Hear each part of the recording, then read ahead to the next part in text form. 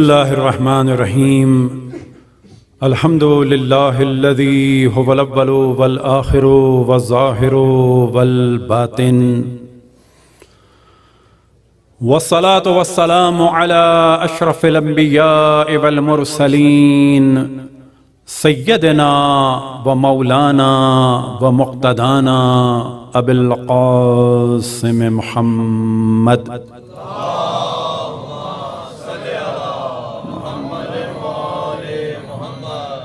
وعلى أهل بيته الطيبين الطاهرين المعصومين سيما بقية الله في الأراضين مهدي المنتظر أرواحنا وأرواح العالمين لتراب مقدمه الفداء ولعنة الله على أعدائهم ومنكر فضائلهم وغاصب حقوقهم إلى قيام يوم الدين.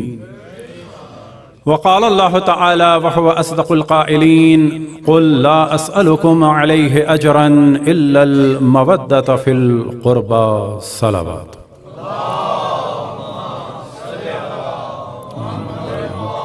التماس سورہ فاتحہ کی تمام مومنین و مومنات کے لیے، تمام علماء کرام، مراجع اعظام، تمام شہداء ملت کے لیے، ہم سب کے آباء و اجداد اور اعزاء اور رشتہ داروں کے لیے، اور خصوصاً جن کی جانب سے آج تبرک ہے ان کے تمام آباء و اجداد اور مرحومین کے لیے. رحم اللہ من قرأ الفاتحہ. بسم اللہ الرحمن الرحیم. الحمد للہ رب العالمین الرحمن الرحیم مالک یوم الدین. ایاک نعبد و ایاک نستعین. اهدنا الصراط المستقیم صراط الذین انعمت علیہم غیر المغضوب علیہم ولا الضالین. ور محمد وآل محمد صلوات.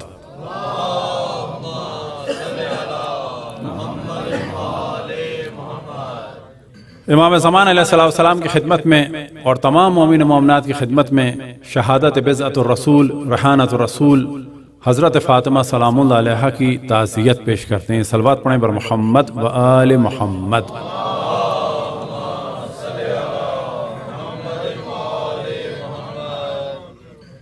جناب حضرت فاطمہ سلام اللہ علیہا کی شہادت کی تاریخیں، جیسا کہ پہلے ہم نے توجہ دلائی تھی کہ جو ہماری نظر میں تھے وہ 15 قول تھے.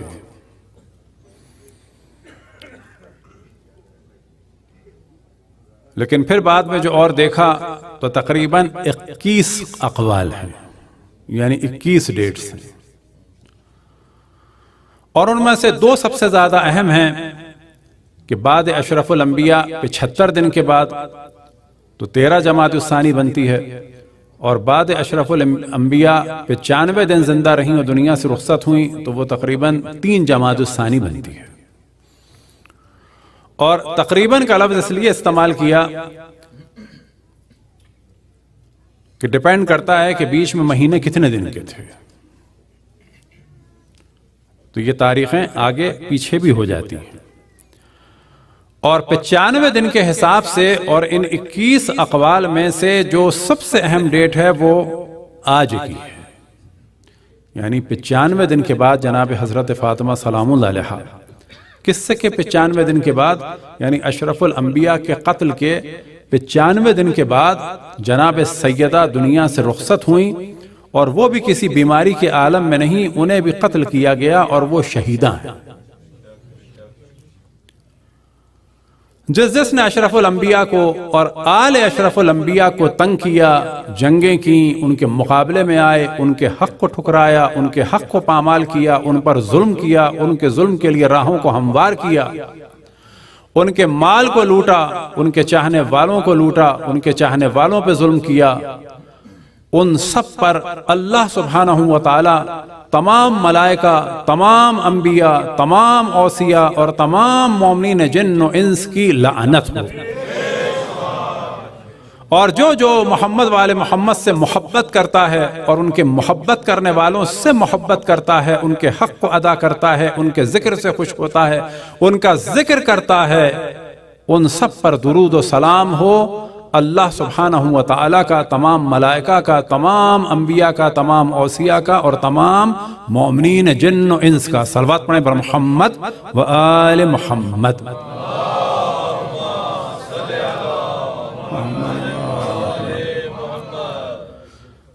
جناب سیدہ سلام اللہ علیہا کی اگر زندگی کے بارے میں ڈسکس کیا جائے تو ابتدا عالم انوار سے ہوتی ہے اور گفتگو شہادت پر ختم نہیں بلکہ روز محشر تک پہنچتی ہے. لہذا کچھ گفتگو ان کی خلقت کے اعتبار سے اور کچھ گفتگو عالم محشر کے اعتبار سے. اور جیسا کہ پہلے توجہ دلائی کہ ایک مرحلہ ہے ان پر عقیدہ رکھنے کا، ان کے فضائل کو جاننے کا، اور نہ فقط ان کو اللہ پہ عقیدہ رکھنے کا، اللہ کی صفات کو جاننے کا، لیکن بالآخر پھر اللہ کی اطاعت بھی کرنی ہے. عقیدے سے اور صفات سے مسئلے سارے حل نہیں ہوں گے. ہاں کوتاہیاں کمیاں ہوں تو پھر استغفار کا راستہ ہے. عیناً یہی عالم ہے. اشرف الانبیاء کو ماننے کا ایک مرحلہ ہے، ان پر عقیدہ رکھنے کا ایک مرحلہ ہے، ان کے فضائل کو جاننے کا ایک مرحلہ ہے، لیکن وہ جس شریعت کو لے کے آئے اس کو رد نہیں کیا جا سکتا. یہی معاملہ ہے تمام ائمہ علیہم السلام کا. اور اب ذہن میں رکھیں کہ ایک جانب 1,24,000 انبیاء اور یہ 12 ائمہ، اور ان میں جو ایک ذات سب سے زیادہ منور اور ممتاز نظر آتی ہے وہ حضرت فاطمہ سلام اللہ علیہا کی ہے کہ جو نہ نبی ہیں اور نہ امام ہیں. لیکن جب تعارف ہوتا ہے نبی کا اور امام کا تو تعارف کس طرح سے ہوتا ہے؟ ہم فاطمہ و ابوہا و بعلہا و بنیہا.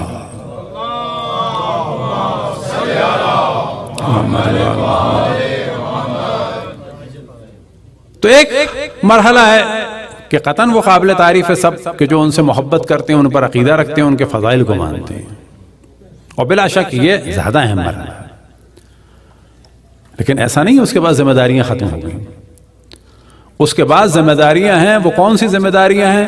جس طرح سے اللہ کے مقابل سے مراد اللہ کے لیے اور انبیاء کے لیے، خصوصاً اشرف الانبیاء کے لیے اور ائمہ کے لیے اور جناب سیدہ کے لیے، وہ کس چیز کا مرحلہ ہے؟ ان کے حکم پر اپنی خواہشات کو قتل کرنے کا. یہ جو ہم نے توسل کا موضوع ڈسکس کیا اسی لیے کیا. دعا کا بھی کچھ ذکر کیا، کچھ توسل کا کیا کہ دعا کے ذریعے سے انسان ہر وقت، چاہے وضو میں ہو چاہے وضو میں نہ ہو، چاہے سو رہا ہو چاہے جاگ رہا ہو، خداوند تبارک و تعالیٰ سے کانٹیکٹ میں آ جاتا ہے. اور اس کے اثرات جہاں روحانی ہیں، آپ کو تعجب ہوگا، فزیکلی بھی ہیں. ایک فوٹوگرافی تھی جو رشیا میں 1967 میں شاید وجود میں آئی تھی، اور آپ اس کو سرچ کر سکتے ہیں، کیرولین فوٹوگرافی. اور اس فوٹوگرافی میں کیا تھا کہ جو انسان کے گرد ایک نور یا اورا ہوتا ہے اس کی تصویر آ جاتی ہے. اور اس زمانے میں، نہ کہ آج کل میں، اسی زمانے میں یہ گفتگو ہوئی کہ یہ جو عکس ہے، یہ اورا ہے، جو نور ہے، اس میں کمی زیادتی ہوتی ہے. خصوصاً کب زیادتی ہوتی ہے؟ کہ جب اس شخص کی تصویر کھینچی جا رہی ہو اور اس نے اپنا تعلق برقرار کیا ہو اللہ سے، چاہے وہ حتیٰ کوئی بھی ہو.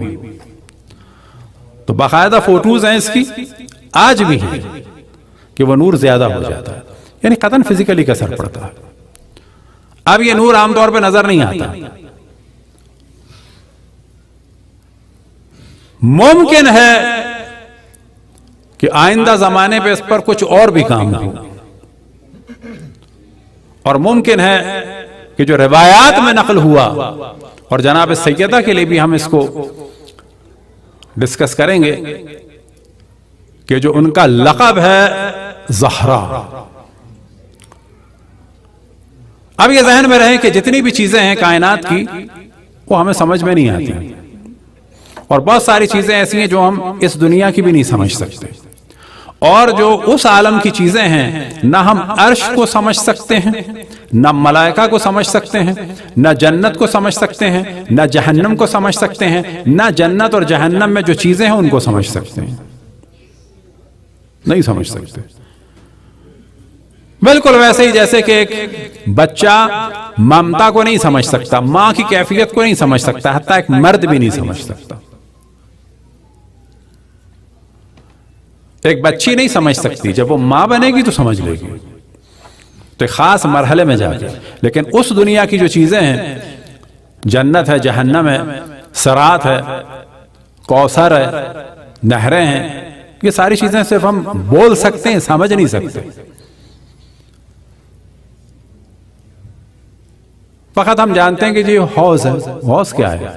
مثلا ایسی کوئی سوئمنگ پول ہے بڑا سا، اس میں شربت ہے. کون سا شربت ہے؟ مثلا دنیا جیسے شربت ہے. جنت کے پھل ہیں، وہ کون سے پھل ہیں؟ تو جب فضائل بیان ہوں معصومین علیہ السلام کے، خصوصاً اس عالم سے ریلیٹڈ، تو سمجھ لیں کہ فقط الفاظ بیان ہو رہے ہیں، ان کو کوئی بھی مکمل سمجھ نہیں سکتا.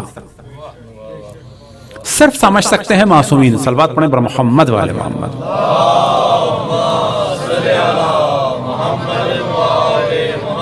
اب اگر دنیا میں اس کی مثال دی جائے، جو پھل آپ نے کھایا ہے اس کا ذائقہ آپ دوسرے کو نہیں سمجھا سکتے. کوئی ہے آم کا ذائقہ سمجھانے والا؟ تو آئے سامنے. آم میٹھا ہے تو اس کا مطلب ہے کہ گلاب جامن جیسا، ایسا ہے نہ. آم کھٹا میٹھا ہے، اس کا مطلب ہے کہ مثال کے طور پر وہ اورنج جیسا ہے نا. کیا ہے آم؟ سب سے زیادہ پھل ہم لوگوں نے کیا کھایا؟ آم کھایا. کوئی لکھ کے دکھایا، اس کو بول کے دکھایا. کیا کہے گا؟ مزیدار ہے. تو کہ باقی چیزیں بدمزہ ہیں کیا؟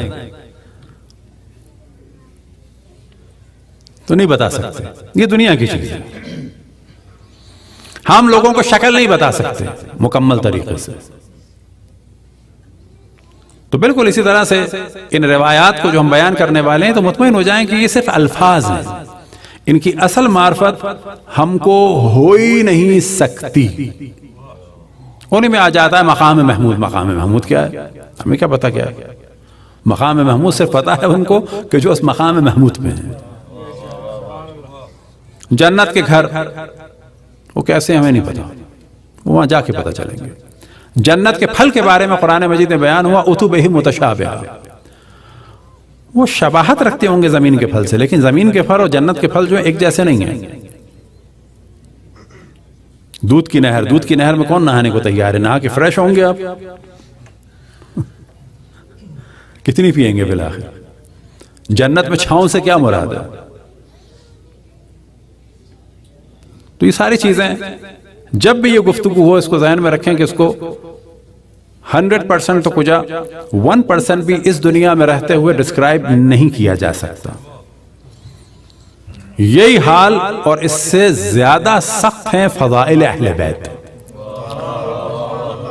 اور اسی لیے اصول کافی میں بھی ایک باب ہے کہ ان کے مقامات کو کوئی بھی برداشت نہیں کر سکتا، نہ ملک مقرب نہ نبی مرسل. کیوں؟ کہ ضروری ہے کہ وہ اس مقام پر ہوں. یہی وجہ ہے کہ جب معراج پہ اشرف الانبیاء تشریف لے گئے تو جناب جبرائیل نے فرمایا لو دنوت انملۃ لاحترقت. میں اس سے آگے نہیں جا سکتا. یعنی اس سے آگے ان کے لیے راہ نہیں ہے، اس سے آگے ان کے لیے مقام نہیں ہے. اس سے آگے کی جو چیزیں ہیں وہ ان ملائکہ کے لیے بھی ممکن نہیں ہے. پھر جیسا کہ معراج میں آتا ہے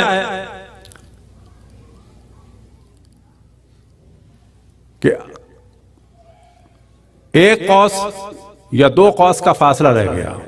ثم دنا فتدلی فکان قاب قوسین او ادنی، یا قوسین اور اس سے بھی کم. اب یہ کیا مراد ہے؟ کوئی فاصلہ ہے 2 کمان کا؟ نام یعنی یہاں پر مراد ہے کہ خداوند تبارک و تعالیٰ کی معرفت کے اس مقام پر پہنچ گئے کہ جو سب سے زیادہ نزدیک ہو سکتا تھا، جہاں جناب حضرت جبرائیل نہیں پہنچ سکتے تھے، جو کوئی نہیں پہنچ سکتا تھا، وہاں پر اشرف الانبیاء پہنچے. اب اگر کوئی کہے کہ یہ قوسین سے کیا مراد ہے، یہ فاصلے سے کیا مراد ہے، تو اس دنیا میں یہ سمجھ میں نہیں آئے گا، اور ہمیں اس دنیا میں بھی سمجھ میں نہیں آئے گا، کیونکہ یہ سمجھ میں آئے گا صرف اشرف الانبیاء کو اور ان کے اوصیاء کو اور جناب سیدہ کو. تو توجہ دلائیں کہ توسل پڑھنے کا جو اصل ہدف تھا، کہ اس کے بعد ہم ذرا فضائل کی جانب آئیں، بیچ میں پھر توجہ دلائیں گے کہ اللہ سبحانہ و تعالیٰ کو سب ہم جانتے ہیں، لیکن سوال یہ پیدا ہوتا ہے کہ پھر کیوں ظلم کرتے ہیں؟ موت کا ہمیں علم ہے، موت کا ہمیں یقین ہے، تو پھر کیوں دوسروں کا حق کھاتے ہیں؟ وجہ یہ ہے کہ میں یہاں بیٹھا ہوں تو مراد نہیں کہ میں ان میں ہوں، یعنی عموماً دنیا والے جو ہیں وہ اس معرفت میں نہیں ہیں، وہ رابطہ نہیں ہے، اور عبادات کا جو اصل فائدہ ہے وہ یہی ہے کہ انسان روحانی اعتبار سے قریب ہونے لگتا ہے. کل ہم نے توجہ دلائی کہ اول تو نمازیں پڑھنا واجب ہیں، لیکن کوئی نہ پڑھ سکے، اس کے لطف کو حاصل کرنا چاہے تو یہ نہ سمجھے کہ مثلا تھوڑی دیر بیٹھے ہمارے نام سے کہیں جی مولانا نے کہا نماز کے بدلے بیٹھ جاؤ. نہ نہ نہ، نماز کا اگر دل نہیں چاہ رہا اول تو واجب ہے، دل چاہے یا نہ چاہے.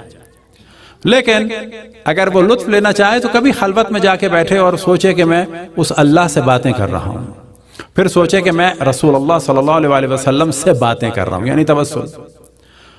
پھر ائمہ علیہم السلام سے، ساتھ میں جناب سیدہ سے. اب کوئی جناب سیدہ کی واقعاً معرفت رکھتا ہو تو پھر واقعاً ان کی اولاد پر ظلم کرے گا. اب اگر تصور کیا جائے کہ ہم میں سے کتنے ایسے لوگ ہیں کہ جو واقعاً ان کی نسل میں سے کچھ لوگوں کی مشکل کو حل کر سکیں، تو اس کا مطلب ہے کہ نہ، فضائل سنے اس کان سے سنے، اس کان سے نکال لیے، ان سے کانٹیکٹ نہیں ہے. ہونا کیا چاہیے کہ جب ان کا ماننے والا نظر آئے تو ساتھ میں وہ ہمیں نظر آئیں، کہ سوچیں کہ میں ان کو خوش کرنے کے لیے اس کے پرابلم کو سولف کروں، ان کو خوش کرنے کے لیے میں کچھ کر سکتا ہوں تو کر لوں. لیکن جب کوئی ظلم کرتا ہے خصوصاً مثلا سادات پر، تو کہاں گیا ان کا تصور؟ وجہ کیا ہے کہ کوئی توسل کا سلسلہ ہی نہیں ہے. اس کان سے فضائل سنے، اس کان سے نکال دیے، اس کو پتہ ہی نہیں ہے کہ ان کے بچوں کے ساتھ کیا کرنا ہے. اب اگر کوئی جناب سیدہ کا ہر وقت تصور کرتا ہو تو کیا وہ ان کے کسی چاہنے والے یا ماننے والے کو تنگ کر سکتا ہے؟ مثلا سید کا نہیں ہو رہی بات، ان کے چاہنے والے یا ماننے والے کو تنگ کر سکتا ہے؟ کیا دنیا میں جس پاورفل آدمی کی ہمیں معرفت ہوتی ہے اس کے کسی آدمی سے چھیڑ چھاڑ کرتے ہیں ہم؟ کسی پاورفل آدمی کے کسی فرد سے کرتے ہیں چھیڑ چھاڑ؟ وہ جیسے ہی اس کو دیکھتے ہیں ذہن میں آتا ہے اس کا آدمی ہے، چھیڑ چھاڑ نہیں کرنی ہے. عوامانہ گفتگو میں کہا جاتا ہے، وہ کہ ہم یہ لفظ یوز نہیں کرتے لیکن عوامانہ کہا جاتا ہے اس سے پنگا نہیں لینا ہے. ڈرتے ہیں لوگ، کیوں؟ اس کو دیکھ کے وہ یاد آ رہا ہے. تو کتنے ایسے لوگ ہیں جو جناب سیدہ کے چاہنے والوں کو جب دیکھیں تو فوراً جو ہے جناب سیدہ یاد آ جائیں کہ نا اس سے چھیڑ چھاڑ نہیں کرنی ہے، بالآخر ہی ان کا چاہنے والا ہے، ان کا شیعہ ہے، بالآخر ان کی نسل سے، اس کو خوش کر کے انہیں خوش کرنا ہے. یہ ہے توسل کا فائدہ. کتنی خواتین ایسی ہیں جو پردے کا سوچیں. وجہ کیا ہے کہ جناب سیدہ کے فضائل پتہ ہیں لیکن یہ ذہن میں نہیں ہے کہ وہ ہمیں دیکھ رہی ہیں. اور خصوصاً سیدانیاں یہ سوچیں کہ جس طرح سے ہم اپنے بچوں کو اگر دیکھتے ہیں کہ غلط کام کر رہے ہیں تو کتنا دل دکھتا ہے، تو جناب سیدہ کتنا دل دکھتا ہوگا. کہ بعض دفعہ بعض ہمارے اساتید کہتے تھے کہ اگر ان کے لیے چہرے پر بال نہیں رکھ سکتے تو پھر جان دینے کی کیا بات ہے.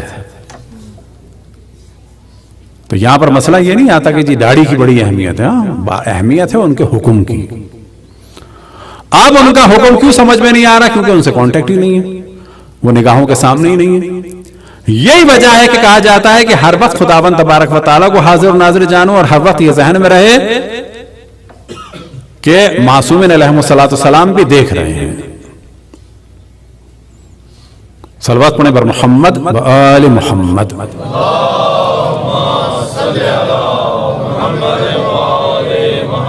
توسل کا ایک واقعہ بیان کر کے چلتے ہیں آگے. کسی کو پتا چلا کہ ایک سادات فیملی ایک گھر میں رہ رہی ہے اور بہت ہی برا حال ہے ان کا. تو وہ کہتا ہے کہ میں اپنے دوست کے ساتھ فوراً گیا اور میں نے دیکھا کہ بہت ہی برا حال ہے، اور جتنا کر سکتا تھا میں نے کیا، اور باقی یہ تھا کہ میں پھر کرتا ہوں. کہتا ہے رات کو میں نے خواب میں دیکھا. کیا خواب میں دیکھا کہ پنجتن علیہم السلام تشریف لائے ہیں، اور حضرت فاطمہ سلام اللہ علیہا فرماتی ہیں رسول اللہ صلی اللہ علیہ وسلم سے کہ اس نے میری اولاد کی خدمت کی ہے، اس کو کچھ دیں. وہ اسی وجہ سے اپنا کام چھوڑ کے گیا تھا. وہ کہتا ہے مجھے پتا چلا تو میں اپنا کام چھوڑ کے، میرا ایک دوست تھا میوہ فروش یعنی پھل بیچنے والا، تو اس کے ساتھ میں گیا.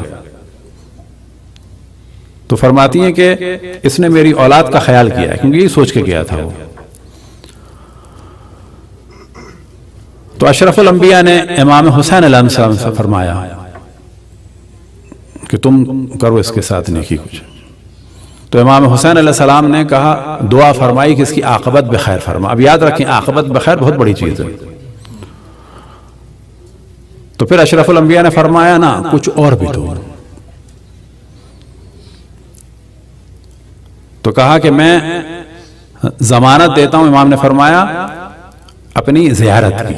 اب یہ تصور کریں گے، یہاں سے پتہ چل رہا ہے کہ امام حسین کی زیارت کتنی اہم ہے کہ اس آدمی کے لیے امام حسین نے یہ منتخب فرمائی اور اشرف الانبیاء اس پہ راضی ہو گئے کہ ہاں اب یہ کچھ ہوا. مثلا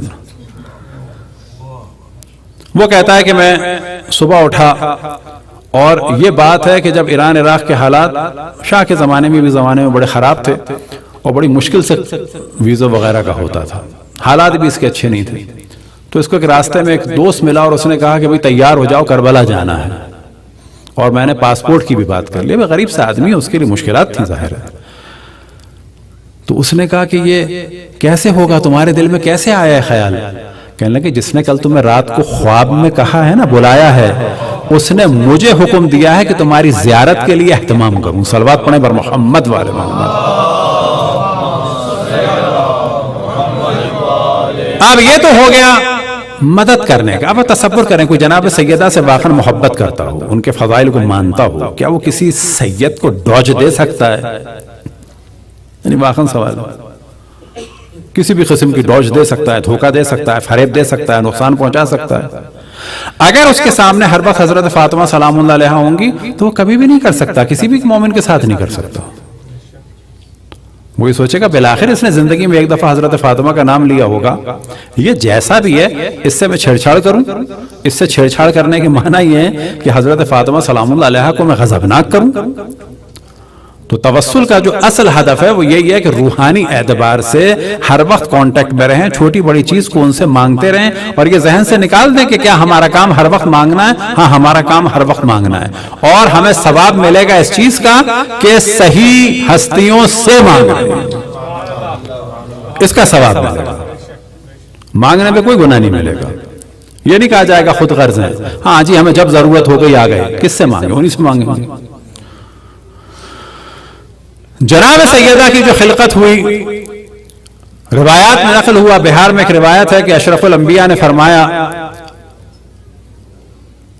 کہ خلقت فاطمہ قبل ان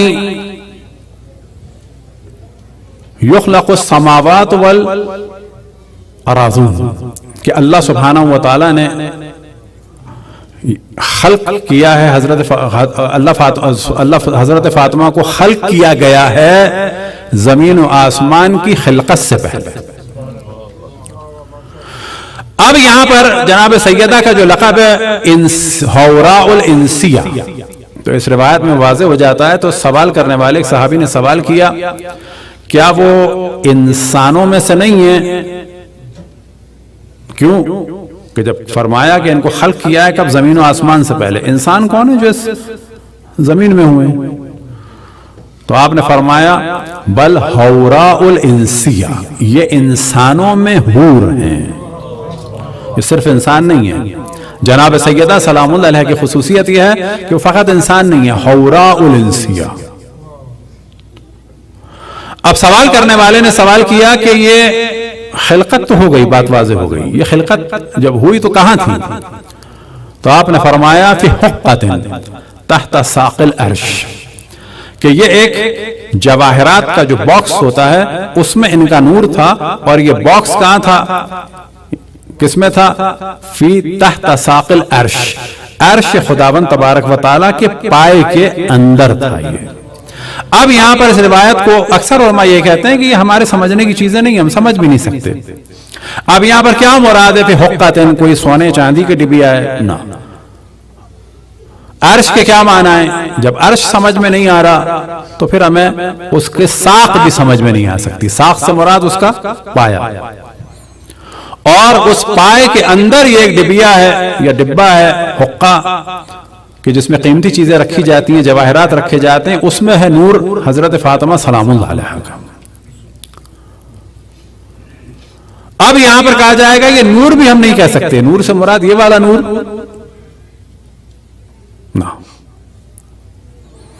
لیکن یہ کہ مختلف انوار حتیٰ روایتوں میں نقل ہوا سورج اور چاند اور مختلف چیزیں خلق ہوئیں پنجتن کے نور سے.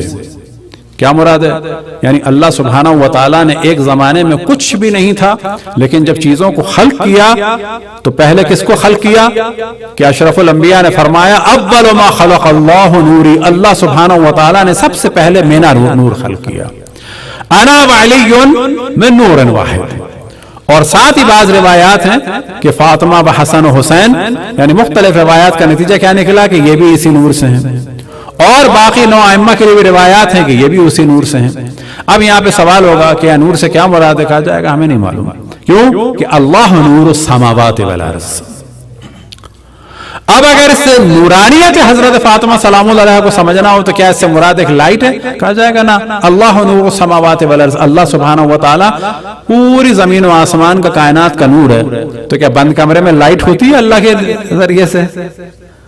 تو یہاں پہ یہ والی لائٹ مراد نہیں ہے، اللہ زمین و آسمان کا نور ہے. اب سوال کرنے والے نے سوال کیا کہ یہ خلقت ہوئی ہے ظاہر ہے، اس وقت ان کی غذا کیا تھی؟ تو آپ نے فرمایا التحمید التقدیس التکبیر والتحلیل، کہ اس عالم میں جناب سیدہ سلام اللہ علیہ کے نور کی بقا کے لیے جو اللہ سبحانہ و تعالی نے غذا فراہم کی تھی وہ کیا تھی؟ سبحان اللہ والحمد للہ ولا الہ الا اللہ واللہ اکبر. اور شاید اسی وجہ سے ہے تسبیح حضرت فاطمہ سلام اللہ علیہ کہ جو کسی بھی نبی کو نہیں ملی، صرف اشرف الانبیاء کو ملی. اشرف الانبیاء نے کسی کو بھی نہیں دیا، صرف جناب سیدہ کو دیا. لیکن یہ ذہن میں رکھیں، بعض دفعہ ہمارے اساتذہ بھی کہتے تھے، لوگ کہتے ہیں ہمیں کوئی ذکر بتائیں. اب ذکر سے ان کے ذہن میں کیا ہوتا ہے؟ کوئی خاص بات بتائی جائے کہ 12:02 پہ پڑھا جائے یا فلانے وقت پہ پڑھا جائے، ایسے کھڑے ہو کے پڑھا جائے. لیکن اس کو آپ سیدھے سیدھے اگر بتائیں تسبیح حضرت فاطمہ پڑھ لو تو کیا کہا یہ کون سی بات ہے؟ بابا کہا جائے گا تسبیح حضرت فاطمہ سلام اللہ علیہ تمام انبیاء میں سے اللہ سبحانہ و تعالیٰ نے کسی کو بھی نہیں دی، صرف رسول اللہ صلی اللہ علیہ وسلم کو دی. رسول اللہ صلی اللہ علیہ وسلم نے صرف اور صرف حضرت فاطمہ سلام اللہ علیہ کو دی. اور آج تمام مسلمانوں کے درمیان نماز کے بعد جو تسبیح پڑھی جاتی ہے کہ 34 ٹائم اللہ اکبر، 33 ٹائم الحمدللہ، 33 ٹائم سبحان اللہ. یہ خصوصاً بچوں کی وجہ سے ہم نے کہا کہ یاد رہے ان کو. تمام شیعہ سنی میں اس کو کیا کہا جاتا ہے؟ تسبیح حضرت فاطمہ سلام اللہ علیہ. کہ اجماع ہے تمام مسلمانوں کا کہ یہ تسبیح جو آج مسلمانوں کے درمیان ہے جس کی اتنی فضیلت ہے، یہ اشرف الانبیاء نے حضرت فاطمہ صلوات اللہ وسلام علیہا کو دی تھی. تو یہ تھی ان کی غذا اس عالم میں کہ یہاں پر کوئی چیز بھی سمجھی نہیں جا سکتی کہ یہ غذا کیسے ہو سکتی ہے. اب بعض روایتوں میں آیا کہ زمین و آسمان میں اندھیرا تھا. وشکت الملائکہ، ملائکہ نے اللہ سبحانہ و تعالیٰ کی بارگاہ میں شکایت کی کہ فلاں جگہوں پر تاریکی ہے. اب یہ سب خلقت سے پہلے کی بات ہے، کچھ خلقت کے مرحلے ہو چکے ہیں، کچھ نہیں ہوئے. تو اللہ سبحانہ و تعالیٰ کا ارشاد ہوا جناب جبرائیل کو، یا جبرائیل خذ من نور فاطمہ، کہ جاؤ اسی تحت ساق العرش میں جو حقہ ہے اس میں جو نور فاطمہ کا، خذ من نور فاطمہ، نہ خذ نور فاطمہ، کچھ نور کو لو، وَضَعْ فِي الْقَنْدِيلِ، اور اس کو ایک قندیل میں رکھ دو. لیکن یہ تاریخی، یہ والی تاریخی نہیں ہے، یاد رکھیں. ایک خاص تاریخی ہے کہ جو اللہ نور السماوات والارض کے بعد بھی ملائکہ کو محسوس ہو رہی ہے، کیونکہ اللہ سبحانہ و تعالیٰ نے مختلف مرحلے رکھے ہیں. وَضَعْ فِي الْقَنْدِيلِ، اور اسے عرش کی ایک فلان جگہ پر جو ہے معلق کر دو. اور اس کے بعد روایت میں نقل ہوا وَسَبَّحَتِ الْمَلَائِكَةُ، اور جب یہ عمل انجام دیا جناب جبرائیل نے تو تمام ملائکہ نے سبحان اللہ کی تسبیح شروع کر دی، یعنی ندائیں بلند ہو گئیں، سبحان اللہ سبحان اللہ سبحان اللہ، کہ پاک و پاکیزہ وہ ذات ہے کہ جس نے نور فاطمہ کے ذریعے سے اس تمام جگہ پر اجالا کر دیا۔ صلوات پڑھیں بر محمد و آل محمد۔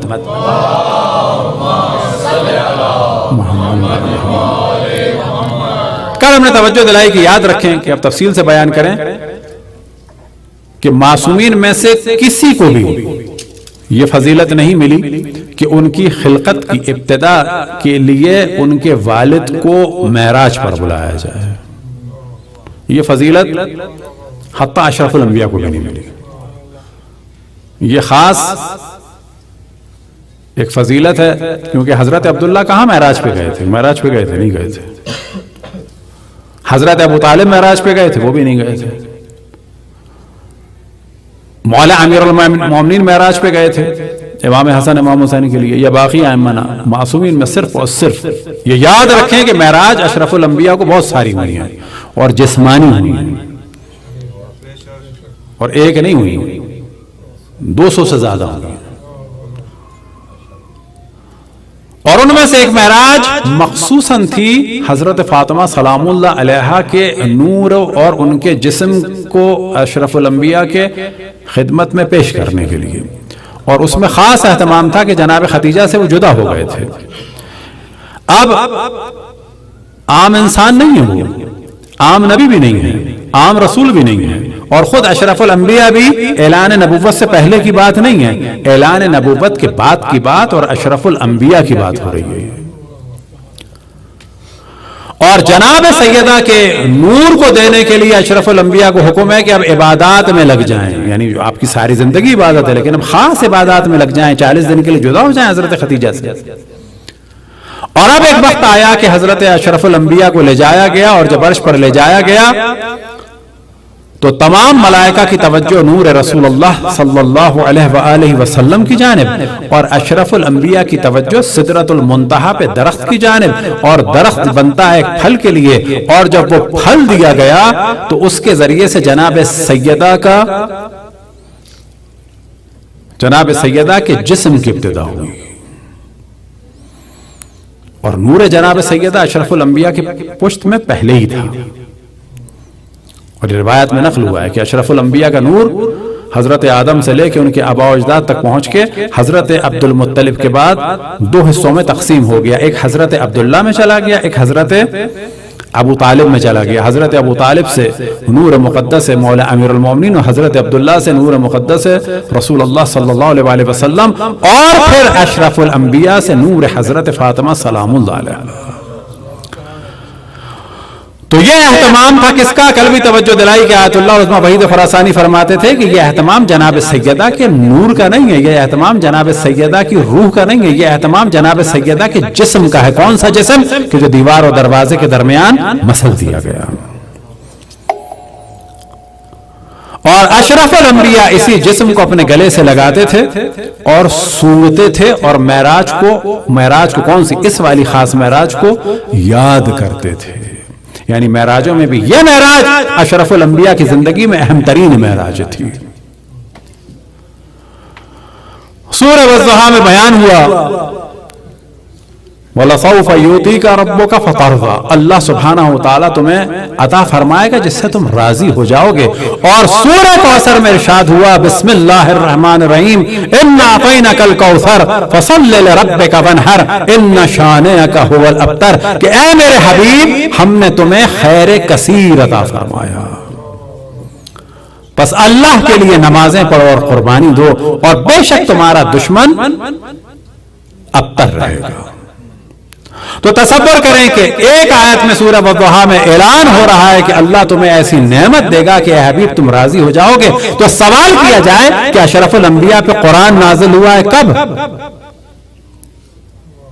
کہ جب وہ نبی ہیں، نہ فقط نبی، جب وہ رسول ہیں، نہ فقط رسول، جب وہ اولو العزم ہیں، اور نہ فقط اولو العزم بلکہ اشرف الانبیاء اور خاتم المرسلین اور رحمت للعالمین ہیں۔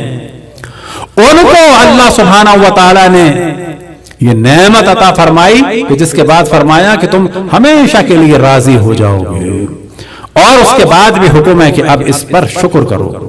کیا اشرف الانبیاء شکر نہیں کرتے تھے؟ ہر چیز پہ شکر کرتے تھے، سب سے بڑھ کے اپنی نبوت پہ، لیکن جناب سیدہ کے لیے مزید حکم ہے فصل لربک وانحر، صلوات پڑھیں پر محمد و آل محمد۔ اب ایک وقت آیا کہ جناب سیدہ نے دنیا میں قدم رکھا، اب پھر وہی دوبارہ بات کہ جناب سیدہ کو بالآخر آئیڈیل بھی ماننا ہے، فقط فضائل سن کے جو ہے وہ گزر نہیں جانا ہے۔ جناب سیدہ جب شکم حضرت ختیجہ میں ہیں اور بدترین حالات ہیں اشرف الانبیاء اور حضرت ختیجہ کے لیے، اور لوگ چھوڑ چکے ہیں حضرت ختیجہ کو، کچھ اسلام کی وجہ سے، کچھ دشمنیوں سے بچنے کی وجہ سے، ایسے میں روایتوں میں نقل ہوا کہ جناب ختیجہ فرماتی تھی اشرف الانبیاء سے کہ میرے شکم میں جو یہ بچی ہے مجھ سے باتیں کرتی ہے اور مجھے بہلاتی ہے، مجھ سے باتیں کرتی ہے اور مجھے بہلاتی ہے۔ ابھی دنیا میں نہیں آئی ہیں، اور ماں کو بہلاتی بھی ہیں اور ماں سے باتیں بھی کرتی ہیں اور ماں کا دل بھی لگاتی ہیں، ان کے غموں کو کم بھی کرتی ہیں۔ اب جناب سیدہ کی ماننے والیاں جو ہیں ماؤں کو جھڑکیں بھی، برا بھی کہیں، بات بھی نہ کریں، اور مطمئن ہو جائیں کہ ہم حضرت فاطمہ سلام اللہ علیہ کی ماننے والیاں ہیں، اور اگر اس پہ سیدانیاں ہوں تو مزید خوش ہو جائیں کہ ہم تو جی ان کی بیٹیاں ہیں۔ تو جناب سیدہ جن کی بیٹی تھی وہ تو اپنی ماں کا دل بہلاتی تھی۔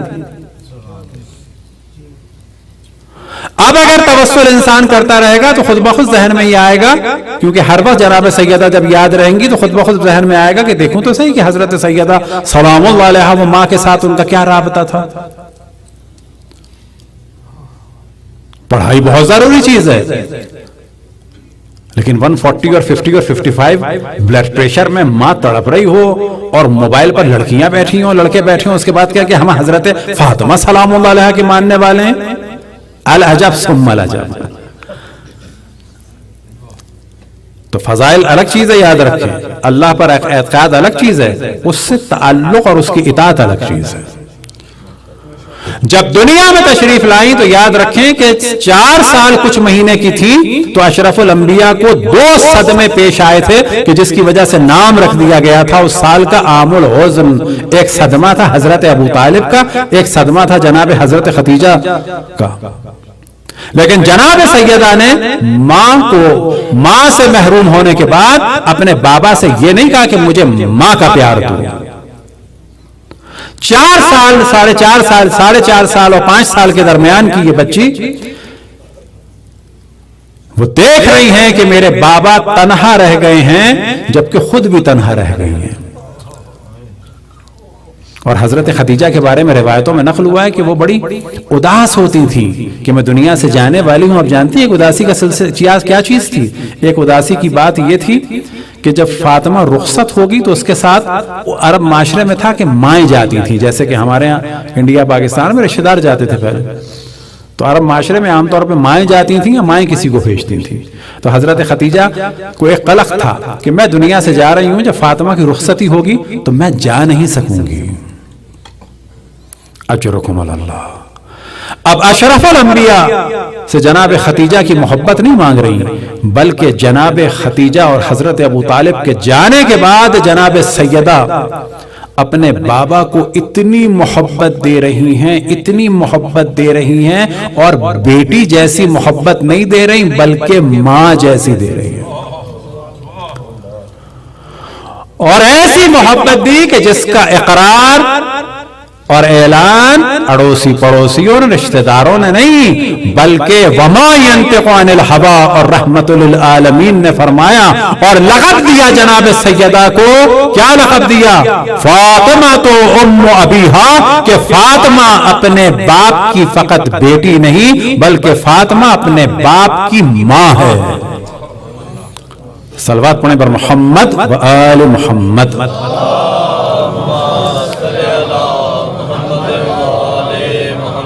اب یہاں پہ کہا جائے گا اگر بچے توسل کرتے رہیں گے، حضرت جناب سیدہ سے کانٹیکٹ میں رہیں گے اور حضرت یہ کہیں گے کہ یا جناب سیدہ ہمیں توفیق عطا فرمائیں یا جناب سیدہ، ہم پر لطف کرم فرمائیں یا جناب سیدہ، ہماری ہدایت فرمائیں یا جناب سیدہ، ہمارے دامن کو پکڑیں، تو پھر وہ لڑکے ہوں یا لڑکیاں ہوں، پھر وہ ماں باپ کو اذیت نہیں دیں گے، وہ کوشش کریں گے کیسے ہو سکتا ہے کہ یا جناب سیدہ یا جناب سیدہ کا ہم ورد کرتے رہیں اور بعد میں لوگوں پہ ظلم بھی کریں، نہ فقط لوگوں پہ حتی ماں باپ پر۔ تو پھر میں توجہ دے رہا ہوں کہ توسل انتہائی اہم ہے، کیونکہ روحانی اعتبار سے انسان قریب ہو جاتا ہے۔ صلوات پڑھیں بر محمد و آل محمد۔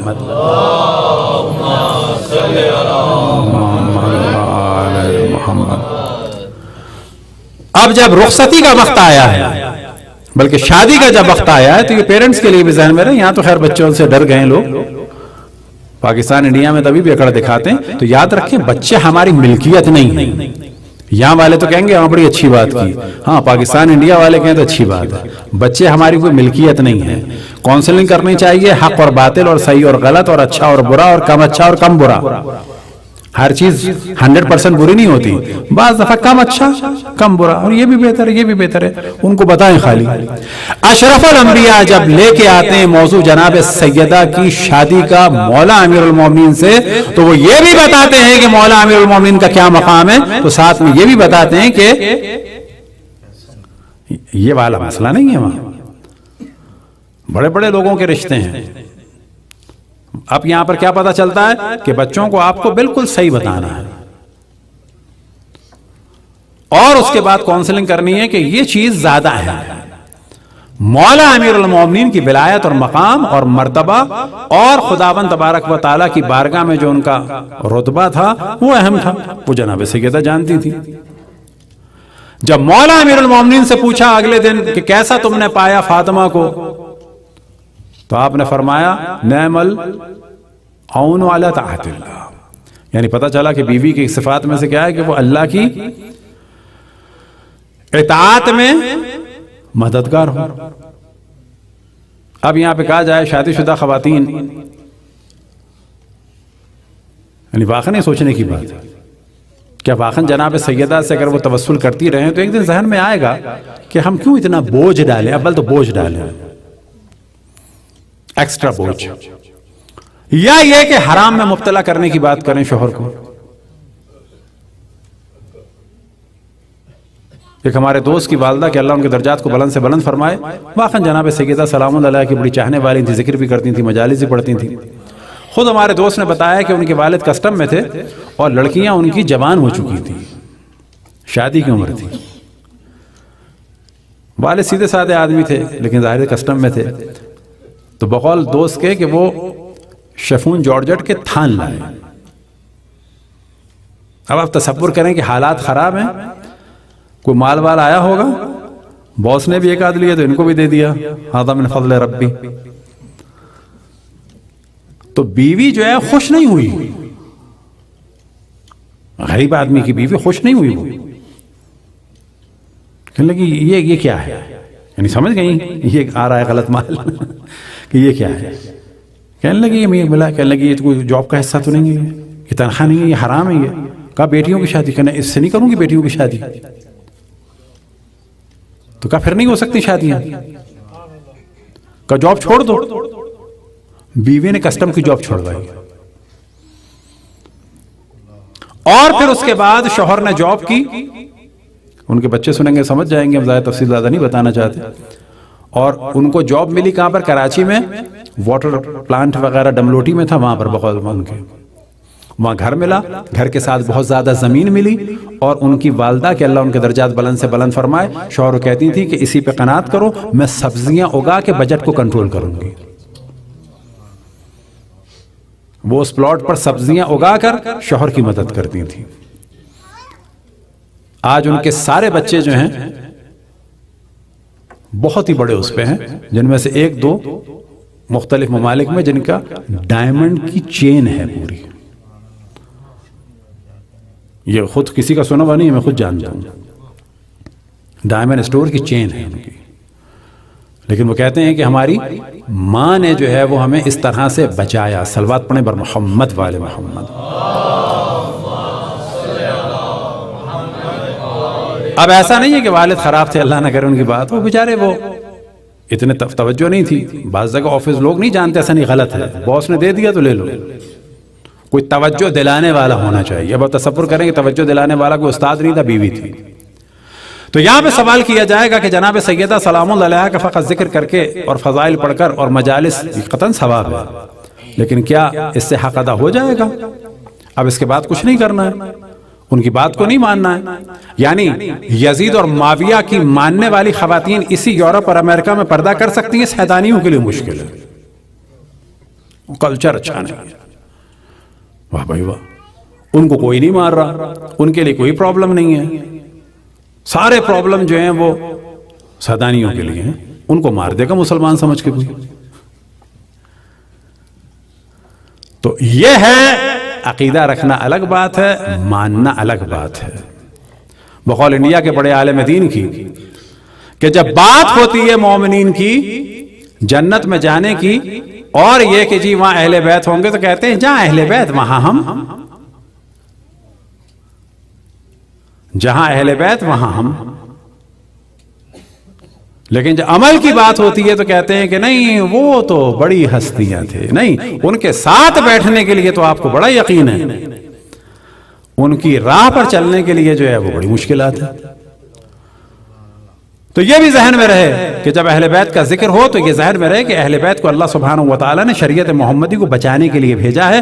اور جناب سیدہ سلام اللہ علیہا کا جو سب سے بڑا کمال تھا کہ مولا امیر المؤمنین کی امامت پر سب سے پہلے اگر کسی نے چوٹ کھائی, زخم کھایا, جان دی, خون دیا اور اولاد دی تو وہ ذات تھی حضرت فاطمہ سلام اللہ علیہا کی. اور مولا امیر المؤمنین کی ولایت کس کے لیے تھی؟ اس دین کو بچانے کے لیے. تو یہ جو شہادت حضرت فاطمہ سلام اللہ علیہا کی, یہ امامت کو بچانے کے لیے تھی. تو جناب سیدہ کے فضائل میں سے ایک فضیلت یہ ہے کہ تمام انبیاء مرد, تمام معصومین مرد, لیکن اگر اس میں کوئی آئیڈیل ذات نظر آتی ہے تو وہ حضرت فاطمہ سلام اللہ علیہا کی ہے. کہ جب اس عالم میں ہیں تو ماں کی خدمت گزار ہیں, جب اس دنیا میں ہیں تو باپ کی خدمت گزار ہیں, جب شادی ہو کے جاتی ہیں تو شوہر کی خدمت گزار اور بہترین مددگار ہیں, بچوں کا معاملہ ہے تو بہترین ماں ہیں. اور اگر عام مسلمانوں کے لیے دیکھا جائے تو ان سے بڑھ کر کوئی آئیڈیل نہیں اور دین کا دفاع کرنے والا نہیں. اور سب سے بڑھ کر جس نے امامت کا دفاع کیا اور سب سے پہلے جس نے جان دی, سب سے پہلے جو ولایت کے راہ میں شہید ہوئی ذات, وہ ذات تھی حضرت فاطمہ سلام اللہ علیہا کی. اور آج ہم سب بیٹھے ہیں اسی ذات کا ذکر کرنے کے لیے. اجرکم علی اللہ. کہ کل ہم نے مصائب پڑھے اشرف الانبیاء کے, کہ بلا شک یہ مصائب اشرف الانبیاء کے لیے تھے, اور اس دنیا میں یہ سب سے بڑے مصائب مولا امیر المؤمنین کے لیے تھے. کہ مولا امیر المؤمنین فاتح خیبر و بدر و حنین, اسد اللہ غالب علی کل غالب, کرار غیر فرار. تصور کریں کہ ایک وقت ایسا بھی آیا اس علی پر کہ انہوں نے کوئی خبر سنی اور گر پڑے. خبر سنی اور گر پڑے. یہ کسی ہم میں سے کسی پر نہیں, کسی عام آدمی کی بات نہیں ہو رہی. فاتح خیبر و بدر و حنین کی بات ہو رہی ہے, اسد اللہ کی بات ہو رہی ہے, اس کی بات ہو رہی ہے کہ جس کے لیے آسمان سے جبرائیل کی ندا بلند ہوئی تھی, لا فتح الا علی. یہ اس کی بات ہو رہی ہے, لا سیف الا ذوالفقار. یہ اس کی بات ہو رہی ہے کہ عالم اسلام میں سب سے زیادہ اگر کسی نے دفاع کیا اسلام کا تو وہ ذات علی ابن ابی طالب کی تھی. لیکن اشرف الانبیاء کا حکم تھا کہ اگر مددگار نہ ملیں تو پھر صبر کرنا. روایتوں میں نقل ہوا کہ ایک دن اشرف الانبیاء جناب سیدہ اور مولا علی کے گھر آئے اور کھانا لگا اور آپ نے رونا شروع کر دیا. سب کو ایک ایک کر کے دیکھا اور اس کے بعد رونا شروع کر دیا. اور امام حسین نے, چھوٹے تھے, پوچھا کہ آپ کیوں رو رہے ہیں؟ تو زبان حال میں جو روایت بیان ہو تو اصل روایت یہی ہے کہ پھر سب کے مصائب کا ذکر کیا کہ میرے بعد فاطمہ کے ساتھ یہ ہوگا، علی کے ساتھ یہ ہوگا، حسن کے ساتھ یہ ہوگا، حسین کے ساتھ یہ ہوگا، تو تصور کریں کہ کبھی جناب سیدہ کو دیکھا تو مصائب نظر آئے، وہ سارے مصائب نظر آئے کہ جو انشاءاللہ بیان کریں گے زبان حال کے طور پر، وہی مصائب نظر مولا امیر المؤمنین کے بھی آئے۔ تو کبھی دیکھا کہ میرے بعد علی کو جھٹلایا جائے گا، غدیر کو بھلا دیا جائے گا، علی کے گلے میں رسی کو ڈالا جائے گا، میرے بعد ایک وقت آئے گا کہ علی کو لوگ سلام نہیں کریں گے، اور اگر سلام کرے علی تو جواب نہیں دیں گے۔ ہاں مومنوں، ایک وقت آیا کہ مولا امیر المؤمنین نے جناب سیدہ کو روتے ہوئے دیکھا تو پوچھا کہ فاطمہ آپ کیوں رو رہی ہیں؟ تو جناب سیدہ نے فرمایا اب کی لما تلقی بعدی، میں گریہ کر رہی ہوں جو کچھ میرے بعد تم پر پڑنے والا ہے، جو کچھ میرے بعد تمہارے ساتھ ہونے والا ہے۔ اسی طرح سے مولا امیر المؤمنین نے فرمایا کہ لوگوں نے منہ پھیر لیا ہے، کچھ لوگ مجھے سلام نہیں کرتے اور کچھ کو میں سلام بھی کروں تو جواب نہیں دیتے۔ اجرکم اللہ۔ پھر ایک وقت آئے گا کہ علی سے جنگیں بھی کی جائیں گی، علی کو کافر بھی کہا جائے گا، علی کو گالیاں دی جائیں گی ممبروں سے۔ پھر ایک وقت آئے گا کہ علی سے کے سر پہ ضربت بھی لگے گی اور مسجد کوفہ میں ایک ندا بلند ہوگی، فزت برب الکعبہ۔ اشرف الانبیاء یہ سب مصائب دیکھ رہے ہیں اور گریہ فرما رہے ہیں۔ تو کبھی جناب امام حسن کے مصائب نظر آئے کہ حسن پر بھی گالیاں پڑیں گی، حسن و حسین کے سامنے باپ پر بھی گالیاں پڑیں گی، حسن کو مجبور کیا جائے گا صلح پر اور اس کے بعد بھی ظلم ہوگا، اور اس کے بعد بھی ان لوگوں کے سامنے باپ کو برا کہا جائے گا۔ ایک وقت آئے گا کہ حسن کو زہر دیا جائے گا، ایک وقت آئے گا کہ حسن کے جسم کے ٹکڑے تشت میں گریں گے، ایک وقت آئے گا کہ حسن کے جگر کے ٹکڑے کربلا میں پامال بھی ہو جائیں گے۔ اشرف الانبیاء دیکھتے جا رہے ہیں اور گریہ فرماتے جا رہے ہیں، اور ایک وقت آیا کہ امام حسین کو دیکھا، اور جب امام حسین کو دیکھا تو امام حسین پہ کی ولادت سے جو اشرف الانبیاء نے گریہ شروع کیا تو امام حسین کی شہادت کے وقت بھی گریہ کیا۔ اجرکم اللہ۔ تمام مصائب امام حسین نگاہوں کے سامنے رکھیں کہ وہ سارے مصائب اشرف الانبیاء کی نگاہوں کے سامنے تھے، اور اب یہ دل چاہتا ہے کہ جب جناب سیدہ کو دیکھا ہوگا اشرف الانبیاء نے تو کبھی ذہن میں آیا ہوگا اے فاطمہ تم تو مجھے ملی تھی معراج سے، تمہیں میں نے اپنے سینے سے لگایا، تمہارے کبھی میں نے بال سونگے، کبھی تمہارے ہاتھ سونگے، جب تم آتی تھی تو میں کھڑا ہوتا تھا، اور نہ فقط کھڑا ہوتا تھا بلکہ روایتوں میں نقل ہوا قام الیہا کہ کھڑے ہوتے تھے، اور کھڑے ہوتے ہی بڑھتے چلے جاتے تھے جناب سیدہ کی جانب اور اپنے سینے سے لگاتے تھے، اور فاطمہ کے ہاتھوں کو چومتے تھے، جناب سیدہ کے گلو مبارک کو چومتے تھے، جناب سیدہ کے بالوں کو سونگتے تھے، اپنی جگہ پہ لا کے بٹھاتے تھے، دروازے کے سامنے آ کے فرماتے تھے انما یرید اللہ لیذھب عنکم الرجس اہل البیت وَيُطَهِّرَكُمْ تَطْهِيرًا، اور جب تک جواب نہ آ جائے اس وقت تک گھر میں داخل نہ ہوتے تھے۔ اب اشرف الانبیاء جناب سیدہ کے گھر میں بیٹھے، ممکن ہے کہ نگاہوں کے سامنے وہ دروازہ بھی ہو، اور ممکن ہے کہ صحن خانہ میں اگر بیٹھے تو اس جگہ پہ بیٹھے ہو کہ جہاں پر فاطمہ کے ضربت لگے گی اور فاطمہ دیوار و دروازے کے درمیان ہوں گی۔ دل یہ کہتا ہے کہ فاطمہ کو دیکھ کے گریہ فرما رہے تھے، ممکن ہے کہ وہ دروازہ بھی نظر آ رہا ہو، پھر ایک نگاہ ڈالتے ہو دیوار کی جانب وہ دیوار بھی نظر آ رہی ہو، پھر ایک دفعہ وہ منظر نظر آتا ہوگا کہ فاطمہ دیوار و دروازے کے درمیان ہے اور فاطمہ بابا کو پکار رہی ہیں السلام علیکہ یا ابتا، السلام علیکہ یا رسول اللہ، السلام علیکہ یا حبیب اللہ، ہاکذا یفعل ببنتک وحبیبتک۔ پھر ایک ضربت لگی، پسلیاں ٹوٹ کے رہ گئی، محسن کو قتل کر دیا گیا، علی کے گلے میں رسی کو ڈالا گیا، فاطمہ کے گریے کی آواز بلند ہوئی خلو ابا الحسن، خلو ابا الحسن، ابو الحسن کو چھوڑ دو، ابو الحسن کو چھوڑ دو۔ ایک وقت آیا کہ علی کو لے کے چلے گئے، जनाब मौला अमीरुल मोमिनीन ने जनाब सलमान से कहा, कब? कि जब मदीने की मस्जिद की दीवारें जगह से बुलंद हो गई कि सलमान जाओ, शायद फातिमा बद्दुआ करने वाली है, बद्दुआ करने से रोको। वजह यह थी कि जनाब सैयदा ने अशरफुल अंबिया के कुर्ते को अपने सर पे रखा और सर पे रखने के बाद बद्दुआ के लिए हाथों को बुलंद किया, लेकिन मौला अमीरुल मोमिनीन ने भेजा और अपना और मौला रसूल अल्लाह का वास्ता दिया कि बद्दुआ ना करना। दीवारें दोबारा जमीन की जानिब आई। रिवायतों में नकल हुआ कि गर्द उठी और लोगों के चेहरों तक गई, लेकिन फातिमा को अशरफुल अंबिया के बाद मौला अमीरुल मोमिनीन ने बद्दुआ ना करने दी। लेकिन सवाल ये पैदा होता है कि फातिमा ने उस वक्त बद्दुआ ना दी कि जब ताज़ियाना पड़ा, फातिमा ने उस वक्त बद्दुआ का इरादा न किया कि जब तमाचा पड़ा, फातिमा ने उस वक्त बद्दुआ का इरादा नहीं किया कि जब जनाब मोहसिन कत्ल हुए। अगर इरादा किया तो कब किया? कि जब वलीउल्लाह कामिल अशरफुल अंबिया के जानशीन मौला अमीरुल मोमिनीन के गले में रस्सी को डाल के जनाब अस्मा बिनते उमैस फरमाती हैं कि एक वक्त आया कि जनाब सैयदा ने मुझसे कहा कि कुछ पानी गर्म कर दो, मैं गुस्ल करना चाहती हूँ। जनाब सैयदा ने गुस्ल किया।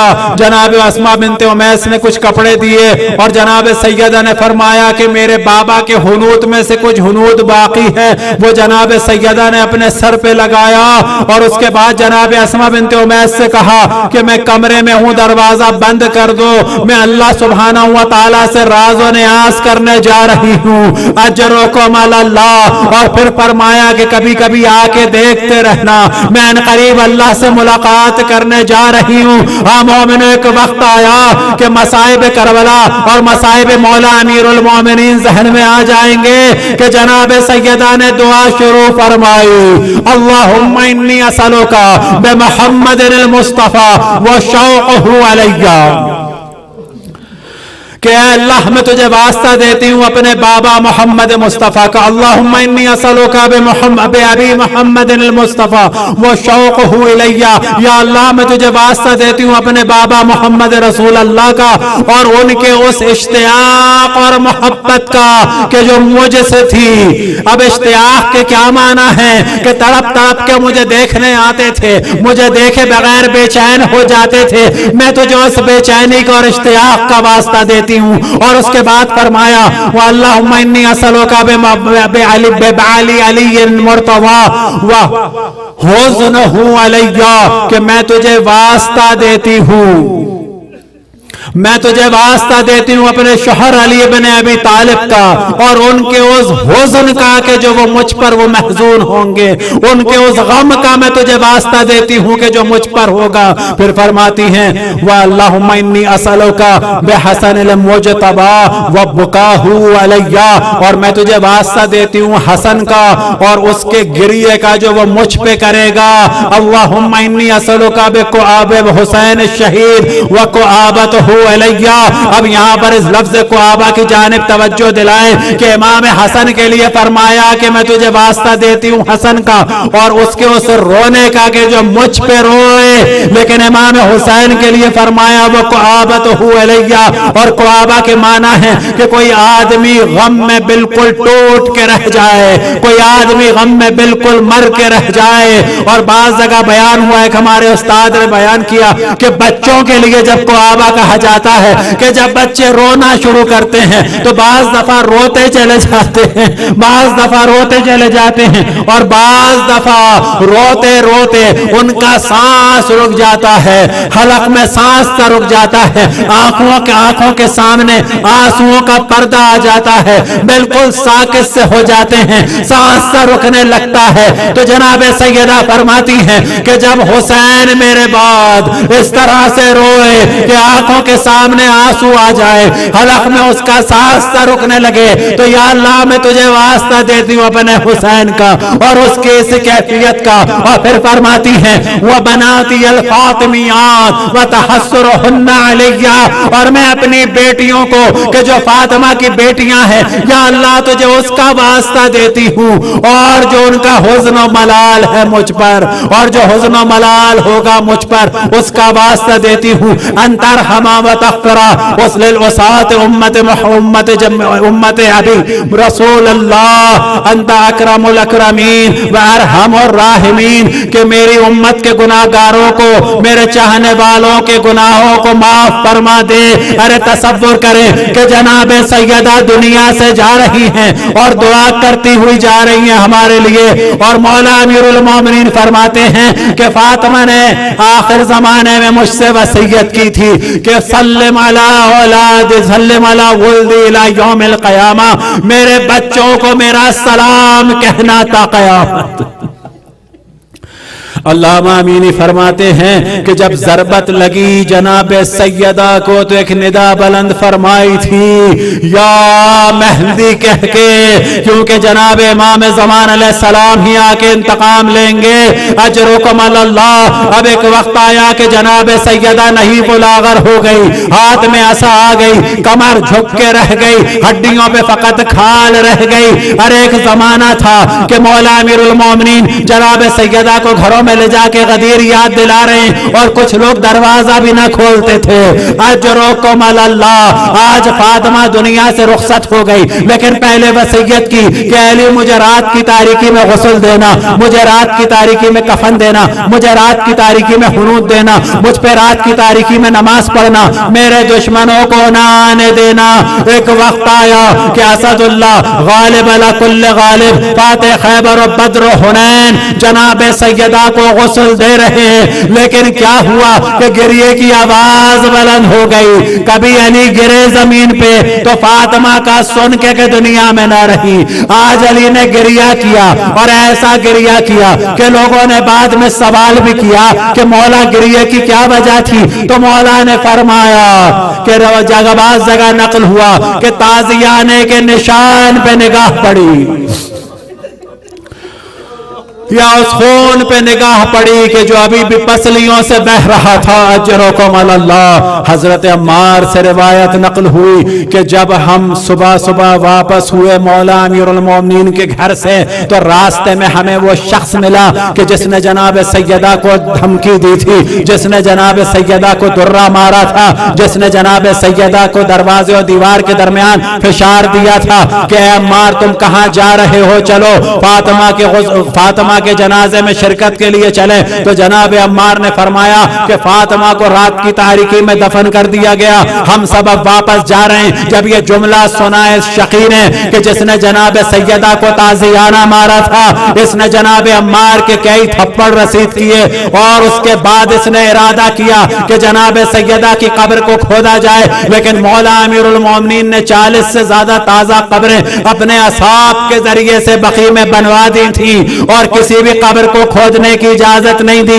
یہاں تک کہ جب اس شقی نے قبر کھودنے کا ارادہ کیا تو روایتوں میں نقل ہوا کہ مولا امیر المومنین اپنی زرد عبا میں اور تلوار کو اس طرح سے لے کے نکلے کہ زمین پر خط کھینچ رہی تھی، اور ایک وقت آیا کہ ان دونوں شیطانوں کے سامنے آئے، اسے گلے سے پکڑ کے زمین پہ پٹکا اور کہا کہ اگر میرے حبیب نے مجھ سے عہد نہ لیا ہوتا تو میں ضرور تلوار اٹھاتا، مجھے کمزور نہ سمجھنا، اور کہا کہ اگر ایک کسی قبر سے بھی ایک انگوش کے پورے کے برابر بھی مٹی ہٹی تو میں تم سب کو قتل کر دوں گا۔ یہ لوگ ڈر کے واپس جانے لگے، لیکن فاطمہ کی نماز جنازہ میں شرکت نہ کر سکے۔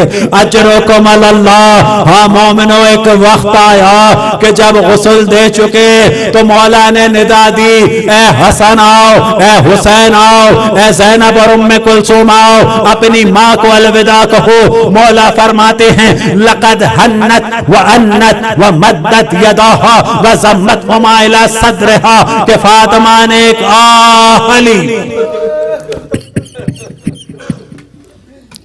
تصور کریں کہ صحن خانہ میں فاطمہ کا جنازہ ہے اور جناب سیدہ آہ فرماتی ہیں، لقد حنت ومنت، اور پھر گریے کی آواز بلند ہوئی، اور اپنے دونوں بچوں کو اپنے سینے سے لگا لیا۔ مولا فرماتے ہیں کہ عاطف غیبی نے ندا دی، اے علی بچوں کو ماں کے سینے سے جدا کر دو۔ لقد ابکیا ملائکۃ السماء، آسمان کے ملائکہ حسن و حسین کے حمل پہ گریہ کر رہے ہیں۔ مولا آگے بڑھے، آگے بڑھ کے بچوں کو اپنے سینے سے لگایا، لیکن کل کربلا کے میدان میں حسین کے سینے پہ سکینہ کا سر ہوگا، رقیہ کا سر ہوگا، زینب اور ام کلثوم کا سر ہوگا، یہ بہنیں لپٹی ہوئی ہوں گی، خدیجہ بنت علی، صفیہ بنت علی، فاطمہ بنت علی، ام الکرام بنت علی۔ اور جب ندا دے گا زجر بن قیس کہ اہل کوفہ، اب تم لوگ اہل حرم کوفہ جانے کے لیے تیار ہو جاؤ، عبید اللہ ابن زیاد کے دربار میں جانے کے لیے تیار ہو جاؤ، تو بیویوں کے گریوں کی آواز بلند ہوگی۔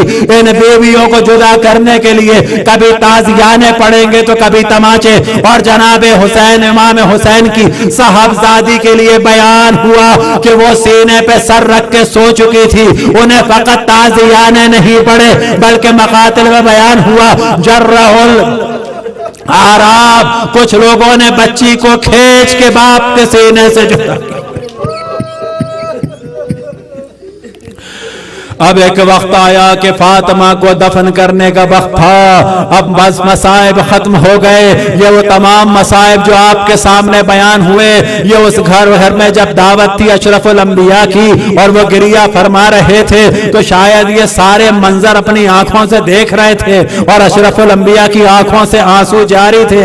ہاں مومنو، ایک وقت آیا کہ رات کی تاریکی میں قبر کو کھودا گیا۔ کون سی قبر کہ جس کا آج تک کوئی نام و نشان نہیں ہے، کہ گھر میں دفن کیا گیا، کہ بقیع میں دفن کیا، اور بقیع میں کیا تو کہاں دفن کیا، یا منبر و محراب کے درمیان کہیں دفن کیا۔ یہ راز اگر کسی کو معلوم ہے آج تو صرف امام زمان علیہ السلام کو معلوم ہے۔ یا امام زمان، ہم آپ کو آپ کی جدہ کا واسطہ دیتے ہیں کہ جو ہماری کوتاہیاں ہیں ان پہ نظر کرم فرمائیں، ہمیں معاف فرمائیں، اللہ کی بارگاہ میں ہماری شفاعت فرمائیں۔ ایک ہمارے استاد فرماتے ہیں کہ آج امام زمان کو علم ہے جناب سیدہ کی قبر کا، لیکن کیا ظہور کے بعد امام زمان علیہ السلام اعلان فرمائیں گے کہ یہ میری ماں، میری فاطمہ جدہ کی قبر ہے؟ تو وہ کہتے ہیں کہ شاید نہیں، اس وقت بھی اعلان نہیں فرمائیں گے۔ کیوں؟ کیونکہ جناب سیدہ کی وصیت تھی کہ میری قبر کو پوشیدہ رکھنا، میری قبر کو چھپا کے رکھنا۔ اور وجہ یہ ہوگی کہ امام زمان علیہ السلام بھی اپنی جدہ کے جب مصائب پڑھیں گے تو ان مصائب میں سے ایک مصیبت یہ بھی پڑھیں گے کہ میری جدہ کی قبر آج بھی پوشیدہ ہے، کیونکہ میری جدہ نے وصیت کی تھی۔ اجرکم اللہ، بس مصائب ختم ہو گئے۔ ایک وقت آیا کہ قبر کو کھودا گیا۔ مولا امیر المومنین پہ بڑا سخت وقت ہے۔ وہ وقت یاد آ گیا کہ جب اشرف الانبیاء نے ہاتھ فاطمہ کا علی کے ہاتھ میں پکڑایا تھا اور فاطمہ خود چل رہی تھی اور صحیح و سالم تھی۔ اب علی کے لیے بڑے قیامت کا مرحلہ تھا، بس مصائب ختم ہو گئے۔ روایات میں نقل ہوا کہ جب جناب سیدہ کو مولا امیر المومنین نے قبر میں اتارا تو اشرف الانبیاء کے دو ہاتھ بلند ہوئے اور فاطمہ کو اپنی آغوش میں لے لیا۔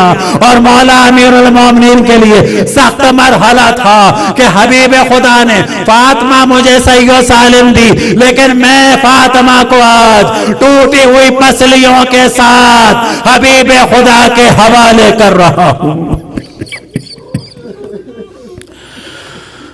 یا اللہ، جس رسول اللہ جناب سیدہ اور ائمہ پہ ظلم کیا ان سب پہ لعنت فرما۔ جس نے ظلم کے لیے راہوں کو ہموار کیا اور جو بھی ان ظالموں سے آج بھی علم و آگاہی رکھنے کے بعد محبت کرتے ہیں، ان سب پہ لعنت فرما۔